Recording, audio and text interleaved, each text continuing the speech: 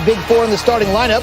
Could Utah slow them down? Plus, the Sixers unload on the bad refs, their words, and the Lakers are just plain bad in Atlanta. LeBron's next. Which is harder, 6 championships. Oh, he tipped it in. Comeback for the ages. This is SportsCenter. All the highlights fit to edit on the way. All the sports from Antonio to Zubin. The Blue Devils are in the details. You know, it was a long comeback, so A to Z is certainly possible. The biggest second-half comeback in the Mike Krzyzewski era at Duke. And keep in mind, Bucci, that's nearly 40 years in the making. And this one was well worth it. You just heard Reese Davis say, a comeback for the ages. Truer words, perhaps never spoken in the ACC. What a classic. In the Commonwealth, early on, the Ville down 2. Zion can't get there. Nwora drops it, and the Ville takes the lead. They already knocked off Michigan State on this floor. Later, back the other way. Darius Perry got it. They've also defeated North Carolina. Final seconds of the first half. Bucci, when this drops, you just feel like it's going to be your night. Duke down 38-29 at the half. Their largest halftime deficit of the season, a mere 9 points. But the way they played, this is notable. Second half. The Ville is up 20 for first-year head coach Chris Mack. Make it 23, courtesy of Noah. Man, look at the percentage chance to win, John. 99.7. But there's a 100% chance that Duke had major heart. The comeback kids. Zion the steal. Barrett finishing. Oh, my goodness. Suddenly it's down to 10. Just over 4 minutes to go. Still double digits. Zion. It counts. And the foul. And Zion would hit the free throw. That's no gimme for him, as you know. It's down to 7. Barrett playing a little bit of defense. Back the other way. He will finish. And 1/4 of maybe college basketball's best recruiting class of the modern era cuts it to a 5-point game. Cam Reddish has really struggled. But since that Florida State game winner, he's become a new player. The Duke bench is fired up. Under 2 minutes to go. 3-point game. It was 23 just a few minutes ago. Reddish to tie it at 69. Another look. Look at the feed. Yeah. Boom. Between the legs. Yep, no doubt. What a comeback by Duke. This is key. 20 seconds to go. Reddish driving. McMahon holds his ground. It's initially called a charge. Huge break for Louisville. But when they look at it again, they change it to a blocking foul. So Reddish goes to the line. Hits the first. Hits the second. Duke Cooley with the 2-point lead. Louisville, 8 seconds to go. Christian Cunningham. He's got to have it. Oh, he won't get it. Duke completes the insane 23-point comeback. After the game, Coach K spreading a proverbial assist, crediting someone else. But their team, outplayed us for 30 minutes. I mean, not just outplayed, they outcompeted us. They probably were more deserving of winning. But in the last 10 minutes, we were spectacular. What were some of the things that Coach K was talking to you about in the huddles to keep you believing? He said he don't coach losers. He want to coach winners. He said go out there, play hard. He can coach us to a win. We played as hard as we've played all year. We dominated the best team in the country for 30-something minutes, and we have to figure out how to close games. And I say we, that's me, that's our, all of our players.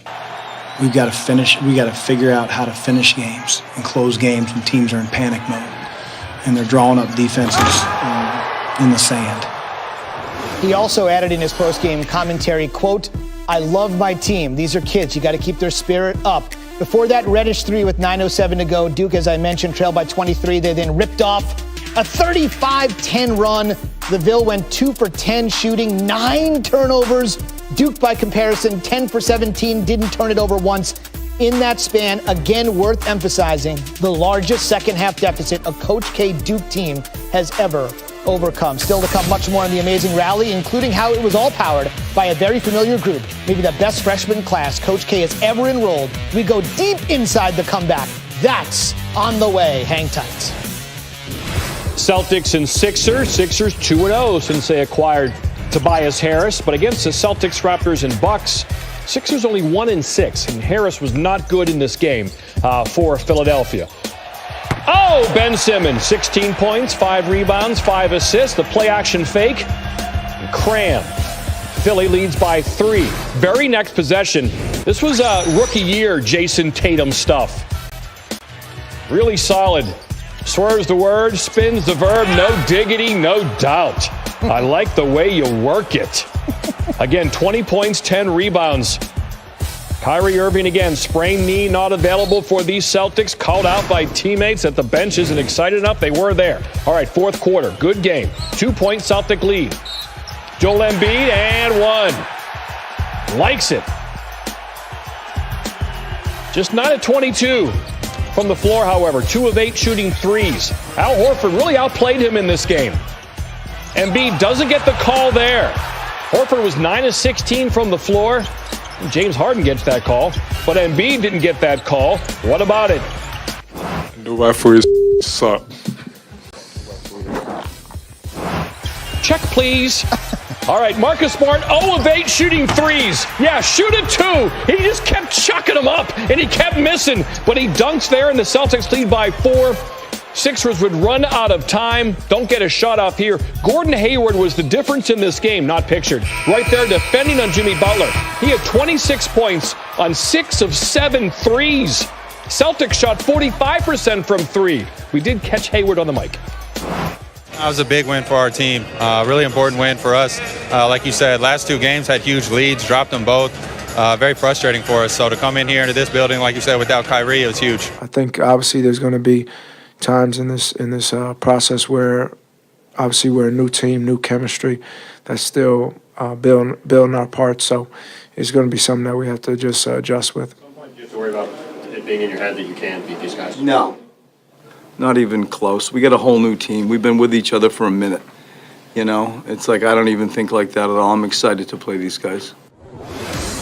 Yeah, Celtics have now won 17 of 19 against Philadelphia. And also, they're having a problem beating good teams, which, of course, you see in the postseason. They're now 1-7 against the Bucks, Raptors, and Celtics. The only East teams with worse records, the Bulls 0-7, Cavs 0-8, and Hawks 0-8. Bucci, speaking of those Hawks, they didn't look too bad in this particular game, that's for sure. Taking on the Lakers. Lakers' final game before the All-Star break, allowing nearly 136 over the last 3. I guess that's today's NBA, but that's also some bad defense. It's the new and old. The new is Trae Young. The old is Vince Carter. 10 threes in the first. Look who's in the house, Bucci Mane. It's Gucci Mane! My fellow trap buddy. LeBron would love to get his teammates involved as he's buddy-buddy with Gucci Mane. Nice dish to Brandon Ingram. Got it. Now, keep in mind, Gucci, the Hawks are a 19-win team. They're 12th in the East. You've got to win this game. Another great pass from LeBron. He's doing everything. Another awesome dish here in the corner. A little no-look action. LeBron 15 dimes through 3, most by a Lakers since Kobe at 17 in 2015. Kobe at 17 and assists in a game? I think his elbow was broken. He had to pass. In the fourth, he still tried to shoot. Yeah. Hawks up 5. Oh, Young my. LeBron. Woo, blown by him. He did have the groin injury. LeBron back the other way. Oh. Just brute strength. His 78th career triple-double, tying Wilt for 5th most all-time. Ho-hum 28, 16, and 11. But he needs a little help. The Hawks up 5 with $1:30 to go. Look at Young again getting a step. Over LeBron. On LeBron. Remember when they beat the Celtics? Everybody's like the Lakers. They've turned a corner. Not so much. Hawks win. If you're looking for an angry LeBron, look somewhere else. Well, you got to decompress and get away from the game for a little bit. Those guys have a lot more time than I will, obviously. I'll be right back into it in 2 days. But just get fresh, get your minds right, get your bodies right, come back with the notion that we're gonna make the playoffs. How close are you to the point where you start worrying about the playoffs? Is that getting close? Until you either make it or don't make it, that's when you worry about it. It might be time to start worrying.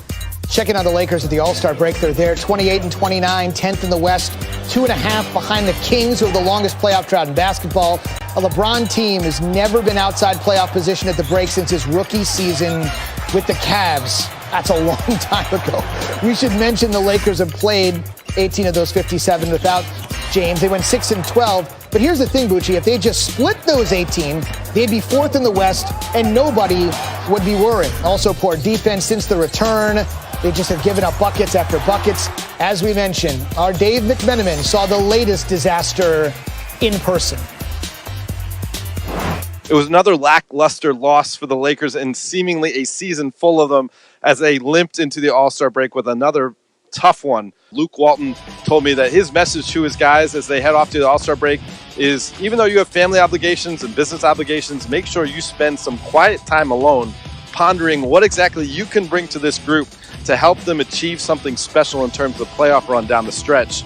Rajon Rondo said he's not too concerned. He thinks they'll get things right. But I had another player tell me in the locker room when I told him, hey, this is a bad loss. This is a bad way to go into the break. He said, yeah, and look around this locker room. You think we care enough?